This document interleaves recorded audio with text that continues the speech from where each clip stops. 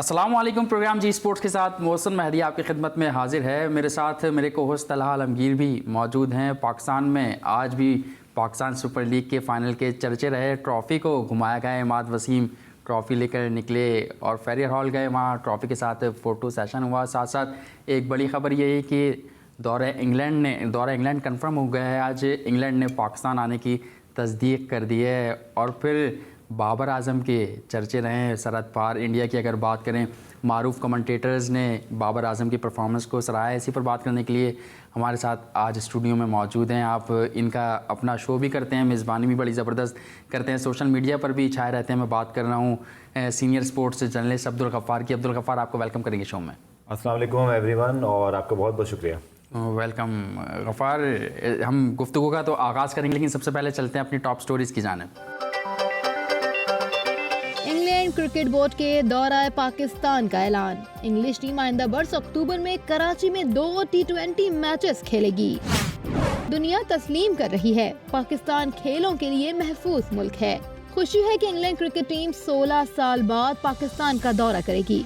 Chief executive PCB Wasim Khan. Pakistan super league के तमाम matches Pakistan में कराकर वादा पूरा कर दिया। गैर मुल्कियों की आमद से सुपर लीग की अहमियत का अंदाजा लगाया जा सकता है। अब PSL 6 में तमाशाइयों के स्टेडियम लाने की कोशिश करेंगे चेयरमैन क्रिकेट बोर्ड एहसान मानी। पाकिस्तान सुपर लीग 2020 की ड्रीम टीम का ऐलान। शादाब खान कप्तान करार। फाते टीम कराची किंग्स के 3 runner up. Team Lahore Qalandars के 6, जबकि पेशावर ज़ल्मी और कोयटा ग्लैडिएटर्स का एक खिलाड़ी टीम में शामिल। इस फाते को डीन जोन्स के नाम करते हैं। मैच में कंडीशंस हमारे फेवर में थीं। हमेशा की तरह बाबर आजम ने फतह में अहम किरदार अदा किया। कराची किंग्स के कप्तान इमाद वसीम। कराची किंग्स की फतह पर डीन जोन्स की अहलिया भी खुश। डीन जोन्स की अहलिया का कहना था, डीनू अगर आज होते तो वो लड़कों की मेहनत देखकर खुश होते। गुज़श्ता 4 साल से आखिरी नंबर पर थे। इस मर्तबा टीम की परफॉर्मेंस से मुतमईन हूँ। लाहौर कलंदर्स के कप्तान सुहेल अख्तर। साबिक कप्तान वसीम अकरम ने ग्रास रूट लेवल पर नौजवानों की हौसला अफजाई के लिए PCB को मॉडर्न टेक्नोलॉजी और मोबाइल ऐप्स इस्तेमाल करने का मशवरा दे दिया। बिल्कुल, क्रिकेट की ख़बरों से भरी जी स्पोर्ट्स हेडलाइंस आपने मुलाहिज़ा फरमाई। और वैसे तो हम लोग तमाम तर दुनिया खेल से ख़बरें शामिल करते हैं, लेकिन अब PSL स्पेशल हेडलाइंस थी जो कि हमारी प्रोडक्शन टीम ने आज तैयार की थी। लेकिन आज अच्छी खबर भी, मोहसिन जैसे कि बता रहे थे, अच्छी खबर भी आई।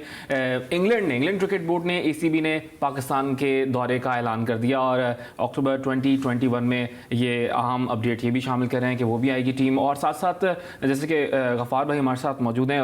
Ghaffar, how important it is कि इंटरनेशनल टीम्स पाकिस्तान आ रही हैं। ऑफ कोर्स कोविड के दौर में फिर डोमेस्टिक ट्रॉफी भी चलती रही, काज़ी आज़म ट्रॉफी, और फिर जिम्बाब्वे ने दौरा किया, और अब PSL के मैचेस भी हो गए। आई थिंक कुछ इससे बेहतर हो नहीं सकता था पाकिस्तान क्रिकेट के लिए, क्योंकि अगर आप देखें तो इसका सिलसिला आपको याद है 2014-15 में जिम्बाब्वे क्रिकेट टीम के दौरे पाकिस्तान से शुरू हुआ। बेबी स्टेप्स होते रहे। उसके बाद फिर आई थिंक जो सबसे इंपॉर्टेंट चीज़ बनी वो पाकिस्तान सुपर लीग का शुरू होना और फिर उसका पाकिस्तान आना।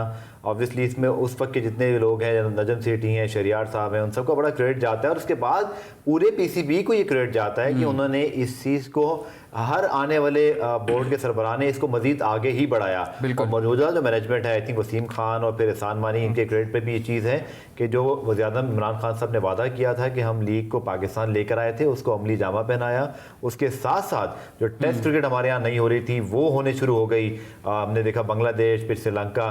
तो I think it's a wonderful sign for Pakistan cricket के हमारे मुल्क में क्रिकेट हो रही है। और इस वक्त जो हमने क्रिकेट होस्ट की है, जिम्बाब्वे और फिर पाकिस्तान सुपर लीग के जो प्ले ऑफ, आई थिंक ये तो डबल जॉय है, क्योंकि दुनिया में इस वक्त कहीं क्रिकेट नहीं हो रही है, मुश्किल हालात हैं। और ये आई थिंक बड़ी ब्लेसिंग है पाकिस्तान पर अल्लाह ताला की कि हमने अपने मुल्क में ये क्रिकेट होस्ट की है और फिर हम डोमेस्टिक क्रिकेट को भी करवा रहे हैं। बिल्कुल, डोमेस्टिक भी करा रहे हैं और क्रिकेट हो रही है। इससे बेहतर कुछ नहीं कि पाकिस्तान क्रिकेट बोर्ड ने एक अच्छा मैसेज दिया है, पाकिस्तान ने एक अच्छा मैसेज दिया है दुनिया भर में। साथ साथ आपने पाकिस्तान सुपर लीग की बात की। पाकिस्तान सुपर लीग के फाइनल के हवाले से आपसे जानना चाहूँगा। आज हमने देखा कि कराची किंग्स का चर्चा रहा पूरे दिन सोशल मीडिया पर, लेकिन दूसरी जानिब लाहौर कलंदर की अगर बात करें तो लाहौर कलंदर्स थोड़ा सा पिच को लेकर उनके कमेंट्स आ रहे थे, उनके ऑफिशियल्स पिच को लेकर कमेंट कर रहे थे। आपने कैसा देखा कल का फाइनल पिच के हवाले से, आप क्या कहेंगे? देखिए आइडियली कोई भी T20 का फाइनल, और स्पेशली वो भी जब पाकिस्तान सुपर लीग का फाइनल हो रहा हो, तो आइडियली तो बहुत हाई स्कोरिंग मैच होना चाहिए था। 180 प्लस की विकेट होती, छक्के चौके लगते, मैच जाता थोड़ा सा बड़े हाई स्कोरिंग मैच का ही फायदा होता है कि आपको आखिरी ओवर तक, आखिरी बॉल तक जो है वो एक इक्वेशन बनी होती है।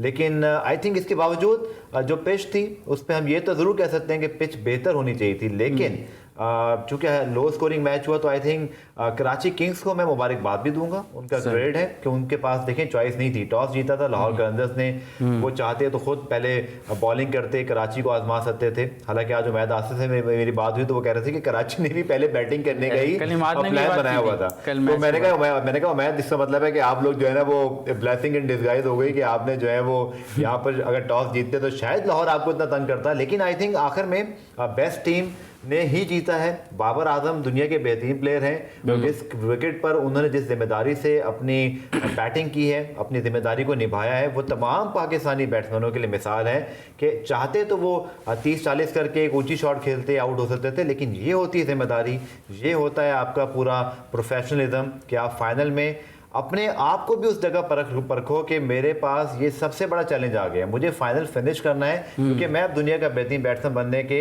लिए शुमार होता हूं। तो आई थिंक बाबर आजम को बड़ा क्रेडिट जाता है। बिल्कुल, बाबर आजम को बहुत क्रेडिट जाता है। Babar Azam is one of the best if not the best, वो उन्होंने प्रूव कर दिया है और क्रेडिट उनको जाता है। और ना सिर्फ पाकिस्तान में, जिस तरह मोहसिन बता रहे हैं कि आज ट्रॉफी के साथ फोटो सेशन करवाया गया, PSL के चर्चे ना सिर्फ पाकिस्तान में, बाबर आजम के चर्चे ना सिर्फ पाकिस्तान में बल्कि हमारे पड़ोसी मुल्क भारत के अंदर भी चर्चे रहे। सो बात करेंगे back after short commercial break.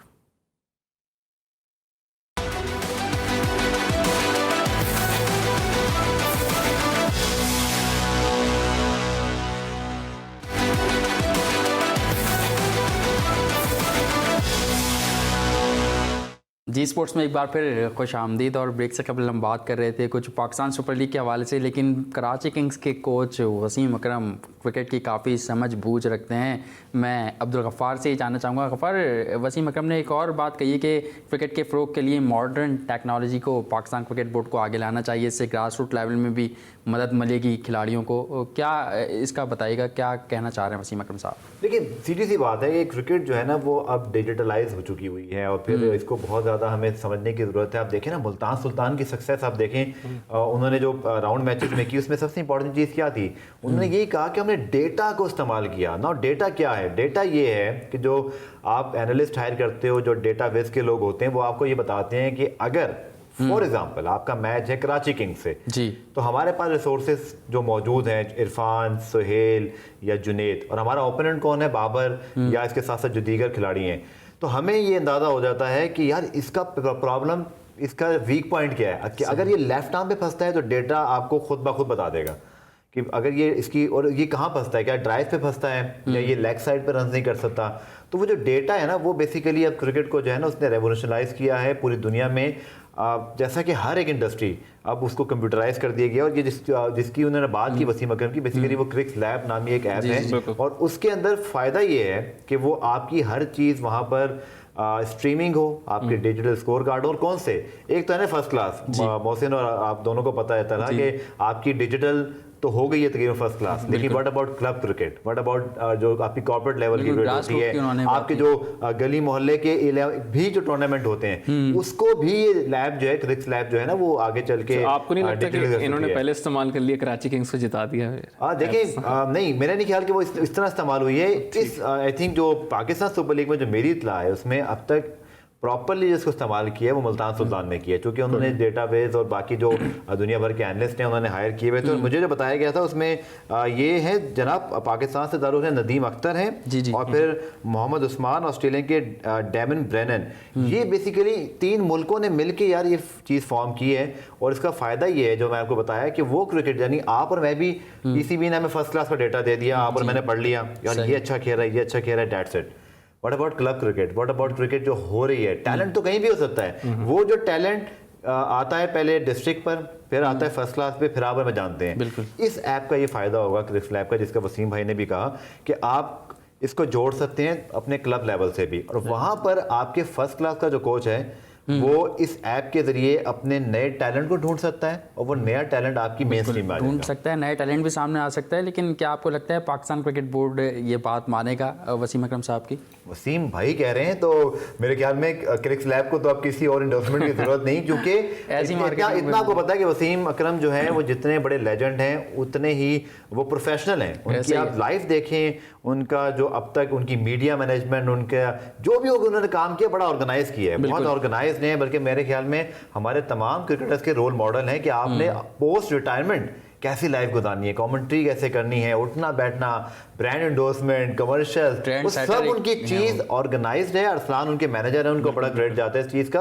और आई थिंक अरसलान को आई थिंक बहुत सारे और लड़कों को भी देखना चाहिए और मुस्तकबिल में, लेकिन लड़के चाहेंगे तो अरसलान दिखेगा ना। अरसलान जैसे बहुत सारे और लोग हमें आने चाहिए। ये जो स्पोर्ट्स मैनेजमेंट है ना मोहसिन, पढ़ना चाहिए इसको, बिल्कुल आपसे ये हमारे मुल्क में कम है, ये लिमिटेड है। और आई थिंक उनकी जो कंपनी है गेम मैनेजमेंट, अगर इस तरह और लोग उनके साथ एसोसिएट हों तो हमारे लड़कों को फायदा होगा। हम यही कहते हैं ना, हमारे सोशल मीडिया पे कुछ दिनों पहले कंपैरिजन हो रहा था कि भारत में बहुत बड़े बड़े उनके ट्विटर आइकॉन्स हैं, वो बहुत वहां से एंडोर्समेंट करते हैं, ये होता है वो होता है। आई थिंक क्रिकेट बोर्ड को भी जानिब देखना चाहिए कि हमारे लड़कों की ग्रूमिंग, उनकी जो पोस्ट रिटायरमेंट लाइफ है, उनका जो प्रोफाइल है, ताकि वो रिटायरमेंट के बाद भी, क्योंकि अब एक और प्रॉब्लम हो गया जो हम ऑब्वियसली इस पे ज़्यादा बात करेंगे, जहां बड़ी तारीफें कर रहे हैं क्रिकेट बोर्ड की, डोमेस्टिक क्रिकेट की रीवैम्प के बाद आपकी अनसर्टेनिटी आ गई है। लोग ये समझ रहे हैं कि हमारा पोस्ट रिटायरमेंट क्या होगा, तो अब लड़कों को खुद सोचना है। मेरे ख्याल में क्रिकेटर्स को मेरा तो ये पैगाम होगा कि ये जो रीवैम्प हुआ है, जहां अब आपको परफॉर्मेंस बेस्ड रेवेन्यू मिल रहा है और आपकी सारी वो जितनी भी कॉस्ट है, आपकी जॉब नहीं है अब, तो मेरे ख्याल में मोहसिन और तला ये बहुत ज़रूरी है। और आप लोग भी ज़रूर इस प्रोग्राम से अपनी इस चीज़ को हाईलाइट करो कि डोमेस्टिक क्रिकेटर्स के जो मसाइल हैं, जो उनकी कंसर्न्स हैं, आज समी असलम की स्टोरी आपके सामने आ चुकी है, वो भी राशिद अतीफ साहब भी बात कर रहे थे, डॉक्टर नमान ने उसके साथ सरकारी टीवी पर। तो मेरे ख्याल में हमें ये बहुत ज़्यादा देखने की ज़रूरत है कि जो हमारे क्रिकेटर्स हैं, चाहे वो उस्मान कादिर, आपको याद होगा वो तो वीज़े के प्रॉब्लम हो गया, वरना तो इंग्लैंड ही वो ऑस्ट्रेलिया खेल जाते, वो तो शायद ये जो उन्होंने परफॉर्मेंस दी है हमें देखने को ना मिलती। तो आई थिंक अच्छी बात है, क्रिकेट हमारी बहुत अच्छी हो रही है, ब्रांड हमारा बन गया, लेकिन हमारे क्रिकेटर्स के मसाइल वो भी हल होने चाहिए। क्रिकेटर्स के मसाइल हल होने चाहिए और क्रिकेट को डिजिटलाइज करना चाहिए। गफ़ार हमारे साथ होते हैं, वक्त एक ब्रेक का, ब्रेक से वापस आएंगे, ज़रा पाकिस्तान क्रिकेट टीम और जो इंडिया दौरा करने वाली है ऑस्ट्रेलिया का, उस पर बात करेंगे।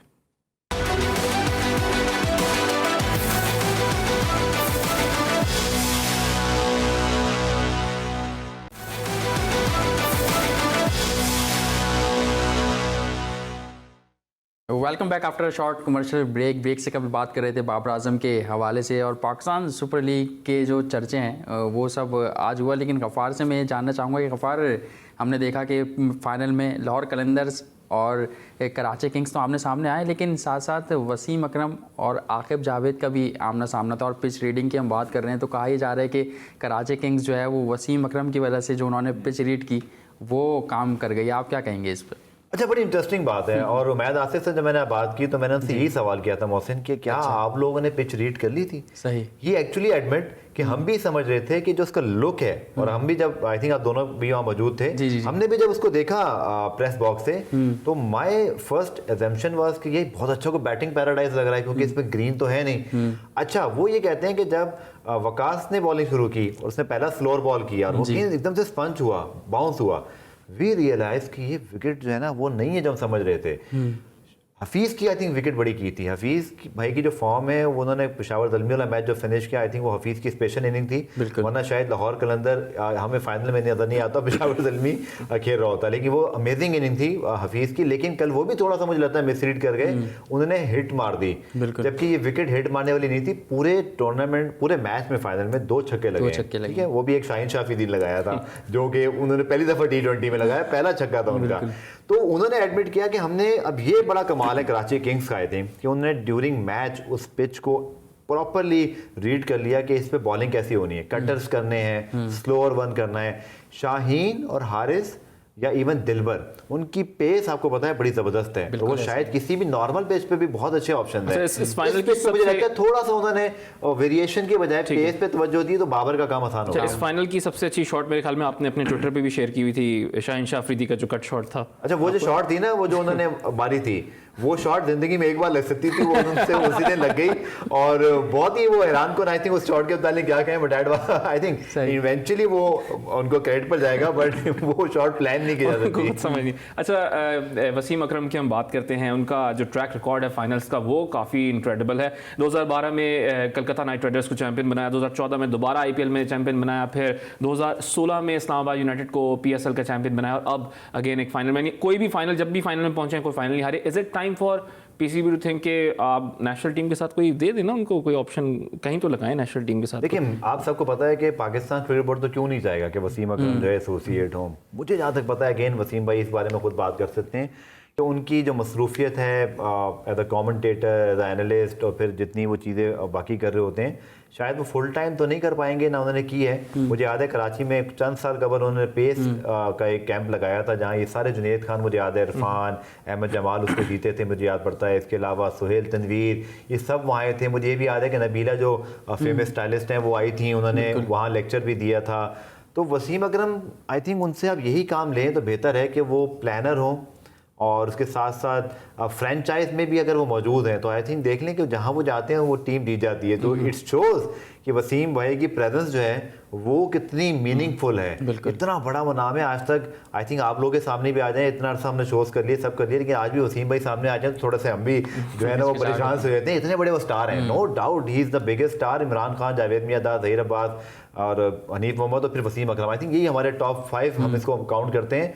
लेकिन आपकी बात से मैं किसी हद तक एग्री करूंगा कि कोई ऐसी प्लानिंग हो जाए कि हम अपने यंग बच्चों को उनके हाथ में दें, जैसे यूनुस खान अब बन जा रहे हैं न्यूजीलैंड पे, लेकिन साथ साथ उनको एनसीए में पॉइंट किया गया। तो आई थिंक एनसीए जो कराची वाला है, मुझे लगता है वसीम अकरम साहब को वहाँ भी हम और अच्छा यूटिलाइज कर सकते हैं। बिल्कुल, अगर पाकिस्तान क्रिकेट बोर्ड चाहे तो ऐसा हो सकता है कि यूनुस खान की खिदमात एनसीए में भी ले ली जाए। और सुना यही है कि उनका वहाँ कोई ऑफिस भी बनाया जा रहा है जहाँ पे यूनुस खान खुद बैठा करेंगे। साथ साथ गफ़ार, आपने स्टार्स की बात की, तो एक और स्टार पैदा हो रहा है पाकिस्तान में, बनने की तरफ बढ़ रहा है। मैं बाबर आजम की बात कर रहा हूँ कि आप कैसा देखते हैं? कल जब उनकी बैटिंग हुई फाइनल में, कितनी ज़बरदस्त उन्होंने पिच रीड की, और फील्डिंग में जब उन पे माइक लगा तो उन्होंने वही बात कह दी थी कि यहाँ पे जो है आप क्रिकेटिंग शॉट्स खेल सकते हैं, स्लॉगिंग शॉट्स नहीं खेल सकते। कैसा देख रहे हैं बाबर आजम के फ्यूचर को, उनके टैलेंट को?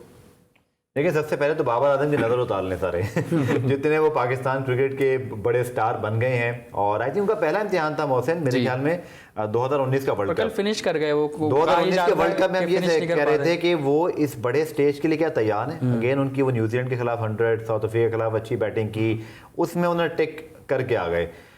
कल मैंने फाइनल से पहले ये बात की थी कि बाबर आजम उन पर कराची बहुत डिपेंड कर रहा है। Now this is a real test of Babar Azam. उनका दूसरा मेजर फाइनल था ये, इससे पहले चैंपियंस ट्रॉफी का फाइनल वो खेले थे, लेकिन अगर आपको याद हो तो वहां तो फखर दमान, अजहर अली ने काम पूरा आसान कर दिया था। वहां तो कोई प्रॉब्लम नहीं था, 40 यार्ड उन्होंने किए, हफीज बहुत अच्छा खेल गए। कल बाबर आजम ने एक नई अपनी जो है ना क्लास साबित की है। उसमें से एक चीज़ उन्होंने प्रूव कर दी, एक पे मैं आता हूँ जो अभी बाकी है, कि उन्होंने टफ कंडीशंस के अंदर, टफ बॉलिंग अटैक के सामने, क्वालिटी पेस अटैक था देखिए उनके पास, फिर समीर पटेल अच्छे खासे स्पिनर हैं, उन्होंने समझदारी से बैटिंग करके एक चीज़ बता दी कि मेरे पास टैलेंट तो है बट मेरे पास ब्रेन है, मैं अपनी सोच से अच्छा खेल सकता हूँ। हैविंग सेड दैट, उनका एक बड़ा इम्तिहान बाकी है कि ये था 130, 140 वाला। जब 180, 200 वाली क्रिकेट होगी, जो कि शायद मैं एक्सपेक्ट कर रहा हूँ कि वर्ल्ड T20 इंडिया के दौरान वो चीज़ होगी और वहाँ पिचेस जो है वो हाई स्कोरिंग होगी, तो बाबर का जो 130, 140 का स्ट्राइक रेट है वो 160 तक लाने के कैपेबल तो है, इसमें कोई शक ही नहीं है। और इसीलिए मैं इससे पहले बात कर चुका हूँ, आज आपके प्रोग्राम के तवज्जुह से ही बात कर रहा हूँ कि हमें अपनी T20 टीम में बाबर का जो हमने रोल रखा हुआ है ना कि बीइंग ओपनर आके वो एंकर करते हैं, मेरे ख्याल में हम थोड़ा सा उनको फ्री हैंड दें, वो फ्लेक्सिबल उनको करें, वो बहुत बड़े प्लेयर बन सकते हैं इससे ज़्यादा। ऑलरेडी माशाल्लाह वो दुनिया के वाहिद प्लेयर है जो आईसीसी हमारे टेस्ट, वनडे, T20 तीनों रैंकिंग में टॉप 5 में।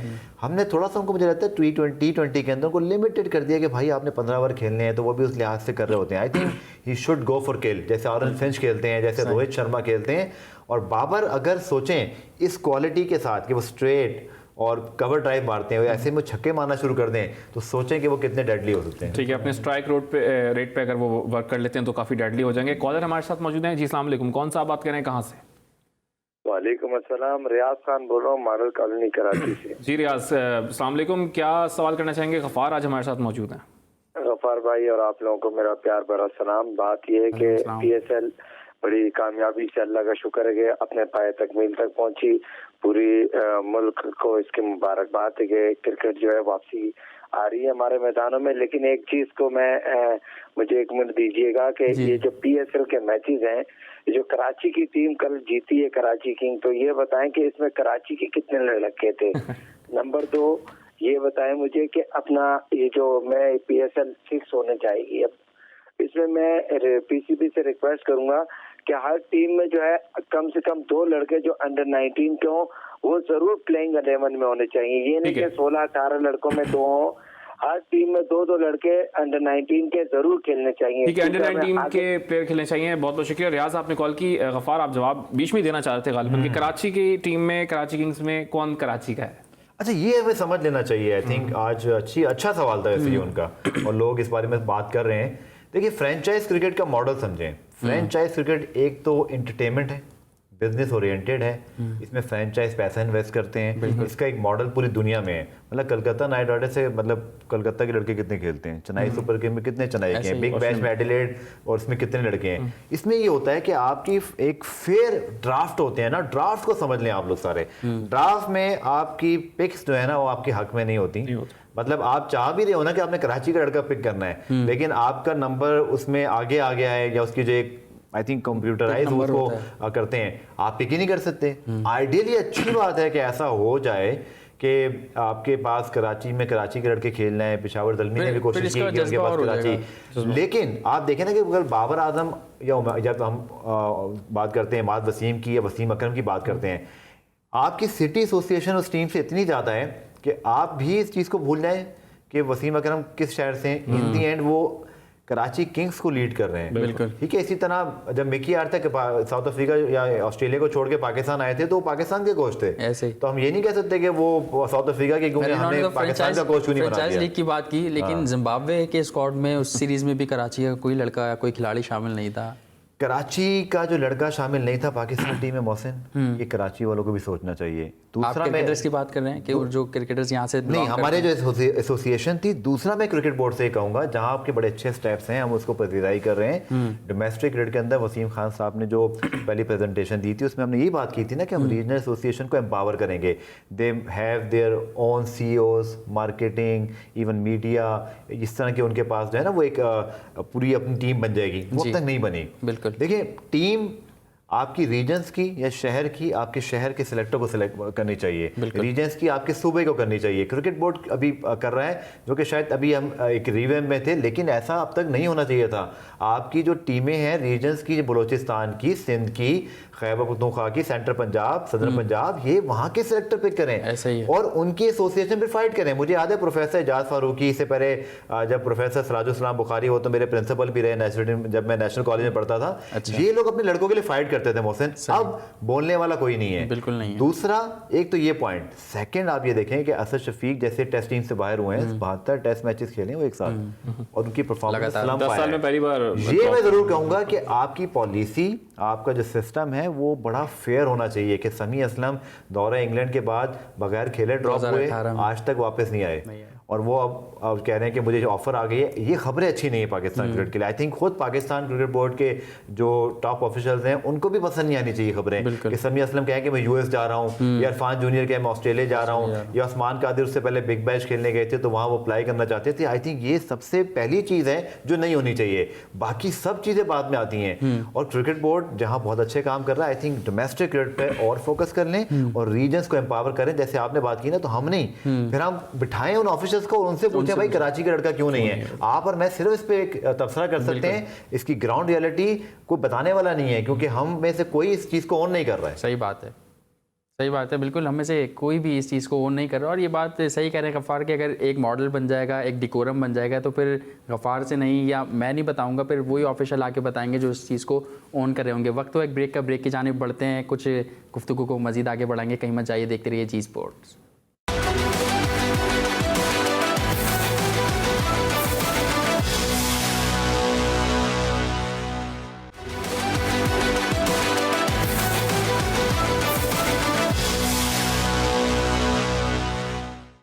Welcome back once again in Zee Sports. और बात करेंगे पाकिस्तान सुपर लीग के हवाले से। जैसी हम बात कर रहे हैं तो गफ़ार हमारे साथ मौजूद हैं। गफ़ार, हमने बाबर आजम के हवाले से बात की, कराची किंग्स के हवाले से बात की, और कहा जा रहा है कि अभी जो उनके मालिक हैं सलमान इकबाल, वहाँ डिनर कर रही है, पूरी टीम डिनर दिया है सलमान इकबाल ने अपनी टीम को। और साथ साथ हमारे शो में हमें ज्वाइन किया है। जैसे कराची लाहौर की बात और पिंडी का इस्लामाबाद का जिक्र ना हो, ऐसा हो नहीं सकता। तो मुबीन राजा क्रिकेट को काफ़ी फॉलो करते हैं, काफ़ी गहरी निगाह रखते हैं, एकेडमी भी रन कर रहे हैं। मैं वेलकम करूँगा मुबीन आपको।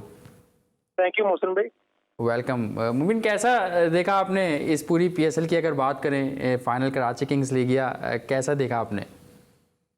जी हाँ, सबसे पहले तो मैं मुबारकबाद दूंगा पाकिस्तान क्रिकेट बोर्ड को, जिन्होंने बहुत ही अच्छे से ऑर्गेनाइज किया और दोबारा एक गैप के बाद अब उस इवेंट को लेके चले और कामयाबी की तरफ उसको लेके गए और जबरदस्त किस्म का उन्होंने इवेंट जो है वो इनेकाद किया उसका। और मुबारकबाद देंगे सबसे पहले कराची किंग्स को, सही, जिन्होंने पहली मरतबा ये इवेंट अपने नाम किया। ठीक है, पाकिस्तान क्रिकेट बोर्ड को मुबारकबाद देते हैं। मुबीन साथ ही रहेगा, हमारे साथ गफ़ार भी मौजूद हैं। गफ़ार, सोहेल अख्तर की कप्तानी पर सवालिया निशान था, क्योंकि जब उनको कप्तान बनाया गया था तभी से बातें की जा रही थी कि प्रॉबेबली रॉन्ग डिसीजन है फवाद राना साहब का। लेकिन इस बार भी काफ़ी ट्रस्ट किया। हमारे प्रोग्राम में भी हमें जब ज्वाइन किया था फवाद राना साहब ने, उन्होंने कहा था कि बहुत ट्रस्ट करते हैं सोहेल अख्तर पर। कैप्टनसी फ्लॉज नज़र आए फाइनल में आपको?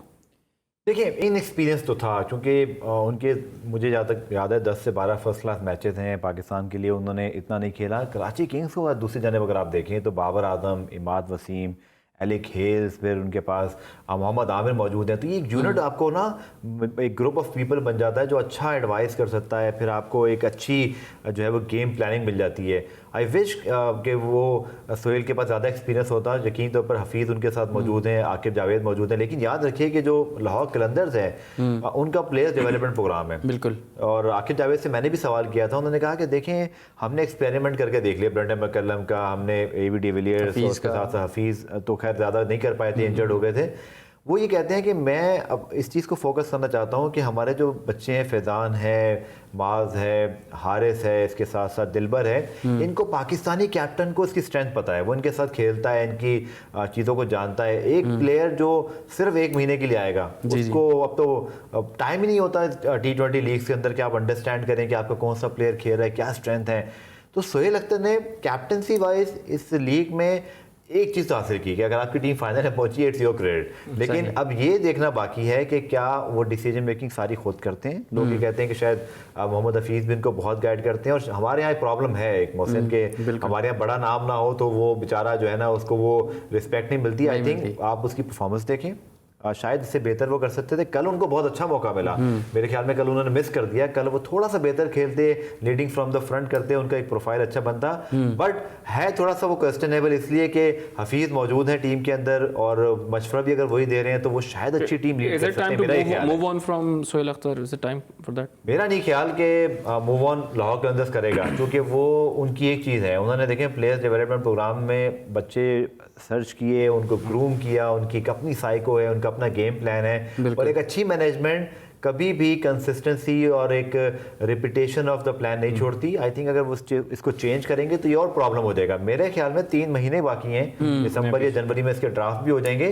तो मेरा नहीं ख्याल कि लाहौर कलंदर्स को मेजर चेंज आपका नहीं ख्याल कि लाहौर कलंदर्स से अपने कप्तान को चेंज करेगा? मुबीन, आप क्या कहेंगे इस हवाले से? सोहेल अख्तर की कप्तानी के हवाले से कल कहा ये भी जा रहा था कि अगर सोहेल अख्तर मोहम्मद हफीज़ से बॉलिंग कराते तो हो सकता था, कुछ फ़ायदा हो सकता था। जी हाँ, देखें, सबसे पहली बात तो ये है कि हमें ये देखना होगा कि क्या सोहेल अख्तर के पास तमाम तरह इख्तियारात थे या नहीं थे। जिस तरह वो टॉस करने गए, मैं तो टॉस से शुरू करूंगा कि टॉस जीतने के बाद और पहले बैटिंग कर लेने का जो फैसला था वो भी मेरे नज़र में एक अच्छा फैसला नहीं था। कि जिस टीम का एक रैकेट था, एक टीम जो है वो चेस पे बड़ा अच्छा से जो है वो मैचेस जीतते चले आ रही थी, उस टीम ने जो है वो और एक ऐसी जहाँ पे बाद में ड्यू फैक्टर का भी जो है वो सामना करना पड़ सकता था, तो वहाँ पे जाके उन्होंने पहले बैटिंग की। तो मेरा नहीं ख्याल कि सिर्फ और सिर्फ सोहेल अख्तर के पास ये तमाम तरह इख्तियारात थे कि उन्होंने अपनी मर्जी से बैटिंग की होगी। इसी तरह से जितनी भी वो कप्तानी ओवरऑल करते चले आ रहे थे, मेरे ख्याल से उनकी जो मैनेजमेंट की पीछे आकिब जावेद और जो बाकी जो थिंक टैंक था, उनका भी बीच में बड़ा अहम किरदार था। तो सिर्फ और सिर्फ जो है वो एक वो पावर जो है वो कम्प्लीटली नजर नहीं आई मेरे ख्याल से सोहेल अख्तर के हाथ में। ठीक है, कप्तानी से मुतालिक जो है उनके डिसीजंस कुछ ज़्यादा अच्छे नज़र नहीं आए। गफ़ार, हम बात कर रहे हैं team of the tournament Pakistan super league की। कप्तान शादाब खान है, इस्लामाबाद यूनाइटेड आउट तो हो गई थी बहुत पहले, लेकिन कप्तान है Shadab Khan. Is it okay क्योंकि ज़ाहिर उनको सिलेक्ट भी जिस जूरी ने किया वो भी काफ़ी अच्छे उसके अंदर मायनास खिलाड़ी फॉर्मर और फिर साथ साथ कमेंटेटर्स भी मौजूद हैं। देखिए, शादाब खान इस टीम के कैप्टन बने हैं, इसका एक वजह तो मुझे समझ में आती है कि उनकी जो स्लॉट है वो शायद वहाँ बेहतर परफॉर्म कर गए थे, और फिर जो 11 बनी उसके अंदर वो शायद कैप्टनसी की बेहतर चॉइस थी। देखिए, बाबर आजम कप्तानी नहीं कर रहे, ठीक है, शादाब ही कैप्टन थे। इसके अलावा कोई कैप्टन उसमें सेलेक्ट होता मुझे तो दिखाई नहीं दे रहा। हफीज़ भी कैप्टनसी नहीं करते, तो शायद मुझे लगता है कि ये एक आखिरी ऑप्शन था कि उनको ही कप्तान यहाँ मुकर्रर कर दिया जाए, और शायद कोई और कैप्टन जिसने परफॉर्म किया होता। It's actually look very odd के जो प्लेयर जिसकी टीम में क्वालिफाई नहीं किया, but I think team of the tournament में शायद उन्होंने इस बैलेंस को बनाने की कोशिश की। लेकिन मुझे हैरानगी हुई कि मुल्तान सुल्तान के ज़्यादा प्लेयर नहीं हैं, और इसी तरह अगर हम देखें तो बाबर आजम मौजूद है, लेकिन शायद इससे मुझे तो कुछ हैरानगी जरूर हुई जब शादाब खान का नाम वैसे कप्तान आया, क्योंकि उनकी टीम ने कोई खास आपको हैरानगी हुई। मुबीन, आपका ताल्लुक इस्लामाबाद से है, शादाब इस्लामाबाद के कप्तान रहे हैं इस पूरे PSL में, तो आपने कैसा देखा इस टीम को जो पाकिस्तान HBL PSL के लिए बनाई गई?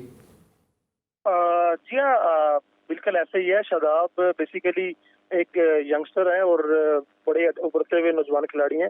और कप्तानी की बात की जाए तो देखें, मेरे ख्याल से थोड़ा सा ट्रेंड भी चेंज हो रहा है और यंगस्टर्स को मौका डेफिनेटली देना भी चाहिए अब, क्योंकि वो वाइस कैप्टन भी हैं पाकिस्तान टीम के, उनको अनाउंस कर दिया गया है। तो वो बेसिकली वो बहुत शार्प माइंडेड है शादाब खान, और उनको जो है वो बहुत जल्द जो है वो फैसले जो है वो लेना जानते हैं।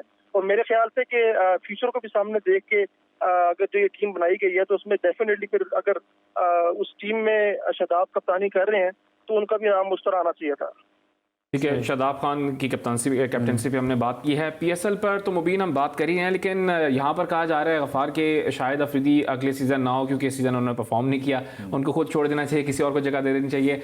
IPL में कहा जा रहा है कि महेंद्र सिंह धोनी का टाइम पूरा हो चुका है, उनको अब चेन्नई सुपर किंग्स जो है उनको छोड़ देना चाहिए। तो is it time for both of these players के वो खुद ही छोड़ दें जगह, या फिर अब जाहिर है कोचिंग करियर में आ जाए?